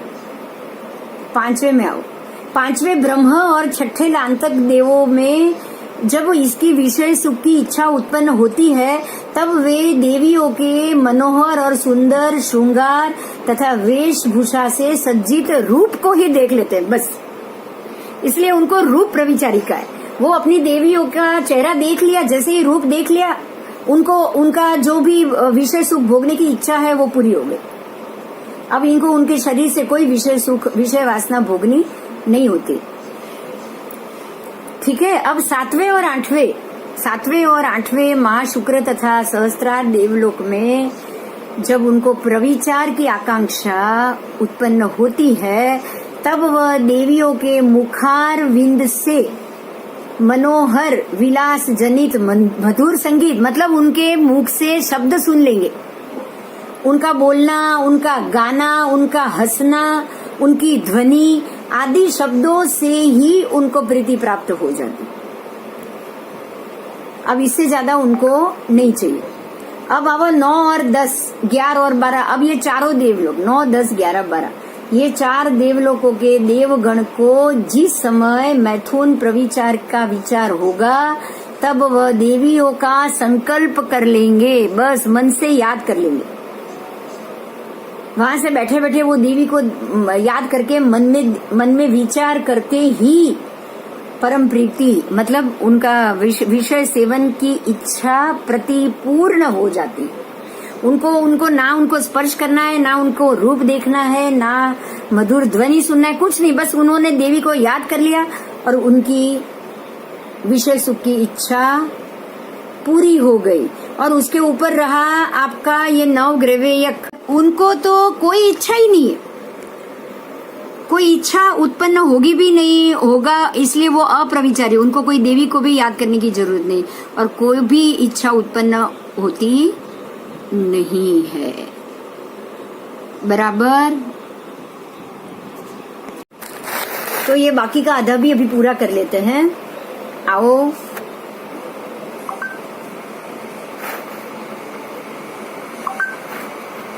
ये चारों निकाय के देव जो 3 विभाग में विभक्त है, अब उनकी बात की है कि यहाँ इतना ध्यान रखना आवश्यक है कि देवियों की उत्पत्ति का स्थान सिर्फ पहला और दूसरा देवलोक ही है। उसके बाद देवी है ही नहीं। तो अब ऊपर वाले देव जब शब्द सुनने की कोशिश करेंगे या स्पर्श की कोशिश करेंगे तो वो नीचे वाले देवलोक की देवियों का जाकर हाथ पकड़ लेंगे, समझ में आई बात? अभी देवियां सिर्फ पहले और दूसरे देवलोक तक ही है, ये बहुत बड़ी बात है, इसको याद रखो। पहले और दूसरे देवलोक के बाद देवी का स्थान नहीं, उत्पत्ति नहीं होती, देवियां उत्पन्न नहीं होती। तो जब ऊपर वाले देवों को काम वासना विषय सुख की उत्सुकता के कारण उन देवताओं को अपनी और आदरशील जानकर तीसरे इत्यादि देवलोकों में रहे हुए देवों के पास दैवी शक्ति से स्वयमेव देवियां पहुंच जाएगी और उनकी इच्छा पूरी कर लेगी। ओके, अब ये पूरा जो आपने जाना है ना, उसका शॉर्ट में थोड़ा सा समझाया है, मैं बोल देती हूँ। पहले दूसरे देवलोक के देव तथा नीचे के 3 निकाय के देव काया से मैथुन सेवन करते हैं। तीसरे चौथे देवलोक के देव स्पर्श से मैथुन सेवन करते हैं, पर वहाँ देवियां है नहीं। पहले दूसरे देवलोक की देवियां उनके सामने उपस्थित हो जाती, चली जाती। 5वें छठे देवलोक के देव देवियों के रूप दर्शन से मैथुन सेवन करते, वो तो वहां बैठ के ही वो देवियों के रूप के दर्शन कर लेते और उनकी इच्छा पूरी। अब उनको यहाँ देवियों को यहाँ बुलाने की जरूरत नहीं पड़ती। 7वें 8वें देवलोक के देव देवी के शब्द श्रवण से, मतलब अगर कोई वहां देवी बैठी बैठी गा रही है, उनकी इच्छा से वहां देवी गाना शुरू कर लेगी, या फिर देवी को बुला के वो गाना गवा देंगे और उनकी इच्छा पूरी हो जाएगी। 9वें 10वें 11वें 12वें चारों देवलोक के देवगण मात्र मन से किसी देवी की इच्छा कर ली, किसी देवी के शरीर की इच्छा ही खाली सोच लिया और उनका मैथुन सेवन हो गया। तो इस तरह से मैथुन संज्ञा के उदय से देवों में भी काम वासना और विषय वासना होती है और नीचे से नीचे देवों में विशेष मैथुन संज्ञा होती है और उसको शांत करने के लिए अधिक यत्न तथा सामग्री की भी आवश्यकता रहती है। किंतु ऊपर के देवों में विषय वासना अल्प होने के कारण उसकी शांति अल्प प्रयत्नों से ही हो जाती है। उनकी विशेष सेवन की शांति करनी पड़ती है उनको, वो भी अल्प प्रयत्नों से। अब ये हुआ कल्पो प्रपन्न 12वें देवलोक के पश्चात कल्पातीत। अब आ रहा है कल्पातीत देवलोक। तो उसमें जो 9 ग्रवेक और 5 अनुत्तरवासी देव है, ये देवगण प्रविचार से रहित माने गए, इनमें काम वासना नहीं होती, इसलिए ये उपरोक्त देवियों के स्पर्शादि की भी अपेक्षा नहीं रखते। वे अन्य देवों से अधिक संतुष्ट और सुखी होते हैं। पहले तथा दूसरे देवलों की अपेक्षा 12वें देवलों के देव मंद विषय वासना वाले होते हैं, अर्थात ऊपर के देवलोक के देवों के नीचे देवलोकों की अपेक्षा से काम वासना अति मंद होती जाती है। और काम वासना मंद हो गई तो संक्लेश भी कम होने लग जाएगा। ठीक है, तो काम भोग के साधन भी कम हो जाएंगे। अब देवी की तो जरूरत ही नहीं है। जैसे जैसे ऊपर जाएंगे पहले दूसरे के ऊपर, वहां उनको देवियों की जरूरत भी नहीं पड़ेगी। ठीक है, अब तो 5 प्रकार के प्रविचार से उत्पन्न होने वाली प्रीति विशेष से भी इनकी प्रीति के प्रकर्ष का महत्व अपरिमित हो जाता है। इसलिए ये परम सुख के द्वारा ही सर्वदा तृप्त रहा करते हैं, जन्म से लेकर मृत्यु मरण तक निरंतर सुखी रहा करते हैं। ये सारी वैमानिक की बात की है। अब सच्चा सुख कहाँ है? देखो, एक बात समझाई है, खाली 3 लाइन की है, वो मैं एक बार बोल दूं कि सच्चा सुख कहाँ है। जब तक कस्तूरी या मृग कस्तूरी की खोज बाहर ही करता रहेगा, तब तक उसे कस्तूरी नहीं मिलेगी। लेकिन जब वो बाहर से हटकर स्वयं की नाभि में खोज करेगा तो उसे कस्तूरी सहजता से मिल जाएगी। तो उसके बाद उसकी जो खोज की प्रक्रिया है ना, वो भी बंद हो जाएगी, क्योंकि वह वहीं पे ही रहती है। ऐसे ही व्यक्ति, अब यही उदाहरण से हमारे व्यक्ति के ऊपर सब ला दिया है। समझो उसको कि व्यक्ति जब सच्चे सुख की खोज बाहर करता रहेगा ना, बाहरी चीजों में करता रहेगा ना, तब तक उसे सुख नहीं मिलेगा। लेकिन जब वो बाहर से हटकर स्वयं की आत्मा के अंदर, वो आत्मा में जो गुण है, वो गुण के अंदर उसकी खोज करने लगेगा ना, तब उसको सच्चा सुख सरलता से मिल जाएगा। क्योंकि सच्चा सुख तो आत्मा पर ही है, आत्मा के बाहर आपको बिल्कुल भी सुख नहीं। बोलो, दो सेंटेंस में कितनी बढ़िया बात बता दी। जो सिद्ध भगवंत जिन्होंने जो जो जीवों ने अपने आत्मा के अंदर अंतर्भूत होके सुख को ढूंढ लिया ना, वो केवली बन गए और सिद्धात्मा बन के सिद्ध क्षेत्र में चले। और बाकी के जीव जो सुख को बाहर ढूंढ रहे ना, बाहर के परिबलों में, जैसे कि चीजों में, जैसे कि पैसों में सुख, दूसरी व्यक्ति के शरीर के सुख के भोगने में सुख, या फिर खाने पीने में सुख, जब तक हमारा मन बाहर की क्रियाओं में सुख ढूंढने में लगेगा ना, तब तक हमको सुख प्राप्ति नहीं हो पाएगा। वो किसी चीज में सुख नहीं। बहुत अच्छी चीज बता दी है गुरु भगवंतों ने। अब कोई प्रश्न है तो पूछो, अभी ये टॉपिक यहाँ पे खत्म। कोई प्रश्न है तो पूछो। ये कस्तूरी मृग का उदाहरण बहुत अच्छा है। मृग जब तक कस्तूरी की सुगंध उसको आएगी, वो बाहर ही ढूंढता रहता है, बाहर ही, उसको पता ही नहीं उसकी नाभि में से सुगंध आ रही। अगर एक बार उसको पता चल जाए कि नाभि से सुगंध आ रही है तो उसका भटकना बंद हो जाएगा। पर उसको मालूम तो पड़ता ही नहीं, उसको बताएगा कौन कि तेरी नाभि से सुगंध आ रही। बिल्कुल इसी तरह हम लोग सुख के इच्छा में ही भटक रहे हैं, सुख की इच्छा में ही भटक रहे हैं। हमको वो पैसों में सुख दिख रहा है, गाड़ी में सुख दिख रहा है, कपड़ों में सुख दिख रहा है, बंगले में सुख दिख रहा है, खाने में सुख दिख रहा है, व्यक्ति में सुख दिख रहा है। अब बच्चे हो गए तो बहुत अच्छा, शादी हो गई, पहले तो शादी, घर हो गया तो बहुत अच्छा, फिर शादी हो गई तो बहुत अच्छा, फिर बच्चे हो गए तो बहुत अच्छा। लेकिन बहुत अच्छा खत्म कहाँ हो रहा है? क्योंकि हमने सुख बाहर ढूंढा है। ठीक है, ठीक है। अब आत्मा को जानना है, आत्मा के 8 गुणों को जानना है, उसको उगाड़ कराना है, और उगाड़ करने के बाद उसी के अंदर ही रहना है। उसको जान लो, फिर उसी के अंदर रहो बस। आत्मा को खुला करने का सोचो, उसके ऊपर से कर्म को, आवरण को हटाने का सोचो। कर्म के आवरण उसके ऊपर के हट गए ना, तो उससे बढ़िया सुख है ही नहीं कहीं। फिर सीधे सिद्धात्मा बनके अपने ही सुख में आप मगन रहोगे।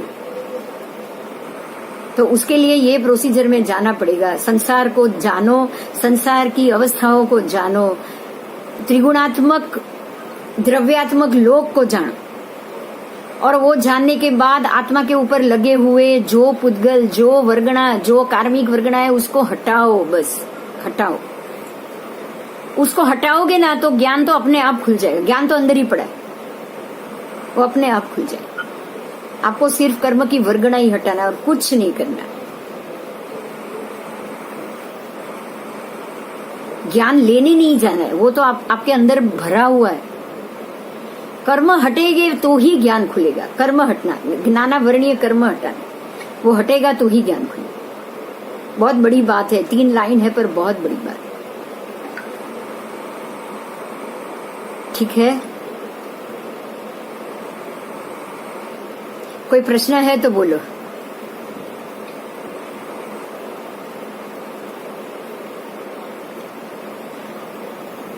अभी 5वां चैप्टर शुरू हो चुका है। 5th चैप्टर आप पढ़ के आना। 2 दिन है हमारे पास, है ना? सैटरडे संडे 2 दिन है। कुछ काम है तो बता दो, कुछ कहना है तो बता दो, नहीं तो फिर सोमवार को मिलेंगे शाम को अपने रोज के टाइम पे, बराबर? ठीक है, ठीक है। जय जिनेन्द्र, जय जिनेन्द्र, जय, थैंक यू, वेलकम, जय जिनेन्द्र। हाँ जी, हाँ जी। देवियों ने तो उठा भी जाए, देवों ने तो मनुष्य लोगों ना, मनुष्यनी स्त्रियों के साथ भी आके भोग करके भाग जाते हैं देव। हाँ, ये तो पेલું સાધ્વીજી ભગવાન નું છે ને। हाँ, वो आकर उनसे भी भोग करके भाग जाएंगे।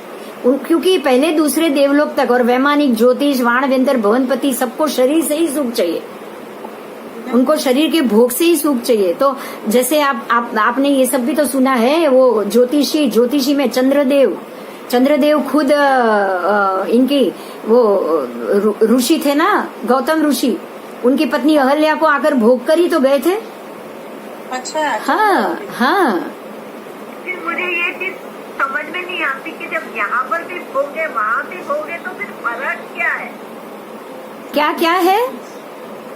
यहाँ यहाँ भी भोगे मनुष्य लोक में, उधर भी भोगे, तो फर्क क्या है फिर? फर्क तो, अरे तभी तो आपको ऐसे मनुष्य देव तो बनना ही नहीं है। देखो, मैंने आपको इससे पहले की क्लास में एक बात बताई थी कि अगर पूरी जिंदगी ब्रह्मचर्य का पालन किया होगा ना, और मन से जबरदस्ती किया होगा, अगर किसी विधवा ने या किसी जन्म टिप के कैदी ने, देखो दो चीज है, जो जन्म टिप का कैदी है, जो जेल में है, उसको स्त्री मिलेगी नहीं, और दूसरी जो विधवा होगी उसको पुरुष मिलेगा नहीं, हाँ या ना? तो जबरदस्ती ही वो ब्रह्मचर्य का पालन करेंगे तो वो तो देवलोक में जाएंगे ही जाएंगे। तो कौन से देवलोक में जाएंगे? कौन सा धर्म सोच के उन्होंने भोग नहीं किया? उन्होंने भोग किया नहीं या उनको मिला नहीं? पहले ये सोचो। मिला नहीं, उनको मिला नहीं है। अगर मिलता तो वो भी पूरा का पूरा अपना मन उसमें लगाकर भोगते। તો પછી ચક્રવર્તીના ઘોડાનું એવું આવે છે એને જબરજસ્તી પડાવે છે ને? हाँ, उनको जैसे चक्रवर्ती को अब एक बात और सोचो, चक्रवर्ती को 32,000 रानी है, तब भी वो चक्रवर्ती 32,000 रानियों से भोग करने के बाद भी उसी भव में मोक्ष में जाता है कि नहीं जाता है? જાય છે, હા। जाता है। तो आपको ये सोचना है कि इतना अधिक भोग क्या उसने अपनी इच्छा से किए? नहीं, उसने इच्छा से नहीं किया है भोग। उसने जो व्यवहार था, चक्रवर्ती बनने का व्यवहार था, तो 32,000 कन्या मिलेगी ही मिलेगी उसको, क्योंकि जो 32,000 देश है वो अपनी कन्या को दे देंगे उसको। आप जो बड़ी शांति बोलते हैं ना, अजीत शांति बोलते हैं ना, इसमें है ही उसका सैन्य कितना, उसको पत्नी कितनी, उसको ये कितनी, ये सारी चीज। अच्छा, वो जो स्त्री रत्न है, वो स्त्री रत्न भी नारकी में जाता है। चक्रवर्ती का स्त्री रत्न वो 7वीं नारकी का पाप बांधता है, लेकिन वो स्त्री है इसलिए नियम 6ठी नारकी में जाएगा, क्योंकि स्त्री 7वीं नारकी में नहीं जा सकती। लेकिन चक्रवर्ती का स्त्री रत्न 14 रत्न में होने के बावजूद वो 7वीं नारकी में जाता है, क्योंकि उसको तो भोग की इच्छा में 24 घंटे रहना पड़ता है कि कब चक्रवर्ती मेरा भोग करे और कब मैं उसको संतुष्टि दूं। अच्छा, आप समझो, अभी बात निकली है तो समझो। चक्रवर्ती को स्त्री रत्न क्यों दिया जाता है? ताकि उसकी सारी थकान मिटा दे। दूसरी किसी भी स्त्री से जब पुरुष का भोग होगा तो वो पूरे शरीर को थकान लग जाएगी। लेकिन स्त्री रत्न, हाँ, स्त्री रत्न ऐसा रत्न है कि स्त्री रत्न को भोगने के बाद चक्रवर्ती का शरीर बिल्कुल तरोताजा हो जाता है, सारी थकान मिट जाती और उसके शरीर में शक्ति भर जाती। तो ये स्त्री रत्न का काम है। तो चक्रवर्ती जब भी उसको अधिक थकान वाला काम करना होगा तो सबसे पहले वो स्त्री रत्न का भोग करेगा, और स्त्री रत्न इसी इंतजार में होती है कि कब मैं ये भोग करूं, कब मैं चक्रवर्ती को अपना भोग करने दूं और उसको तरोताजा बनाऊं। इच्छा ना, क्योंकि ये उसका कर्तव्य है ना, ये उसका कर्तव्य है, ये उसका कर्तव्य है। यही कर्तव्य के कारण स्त्री रत्न मरने के बाद दूसरे अपने आने वाला भव 6ठी नारकी में जाती है। वो 6ठी नारकी में ही जाएगी, नियमा। ठीक है? શું કે એનો ઘોડો હોય ને, हाँ, એને જબરજસ્તી બ્રહ્મચર્ય પડાવે ચક્રવર્તીના ઘોડાને, हाँ, તો એ ચોથી દેવલોકમાં જાય છે એવું આવે છે। क्योंकि अगर चक्रवर्ती का घोड़ा भी अगर जबरदस्ती ब्रह्मचर्य तिर्यंज भी पालेगा तो वो देवलोक में ही जाएगा। ये बात तो सही, हाँ, देवलोकમાં ये बात तो सही है, देवलोकમાં बस। જાય, એ જબરજસ્તી પડાવે। जबरदस्ती भी आप अगर उसका होगा, उसका भोग सीमित हो जाएगा। अब आपको ये सोचना है कि अब उसका सम्यक दर्शन कितना खुला है। अगर अच्छा खुला है तो 8वें 9वें 10वें 11वें 12वें देवलोक तक भी जा सकते हैं। अच्छा, बरोबर છે, જીવ ઉપર આધાર રાખે। बस वो जीव के ऊपर, वो जीव की अपनी क्षमता के ऊपर आता है। નહીં તો પછી નીચેના દેવલોક हाँ, नहीं तो नीचे के देवलोक में कि कहीं भी हो जाएगा। अच्छा, અને આ કેવા કર્મ કર્યા હોય તો આ ચક્રવર્તી સ્ત્રી રત્ન બને એને કેવા કર્મ કર્યા હશે? स्त्री रत्न तो आप वो तो अशुभ पुण्य तो हो गई, लेकिन मन से सम्यक दृष्टि और ये सब तो आएगी नहीं उसमें, क्योंकि भोग की इच्छा में उसको भोग की ही संतुष्टि करानी, હા उसको करानी तो भोग की ही संतुष्टि है।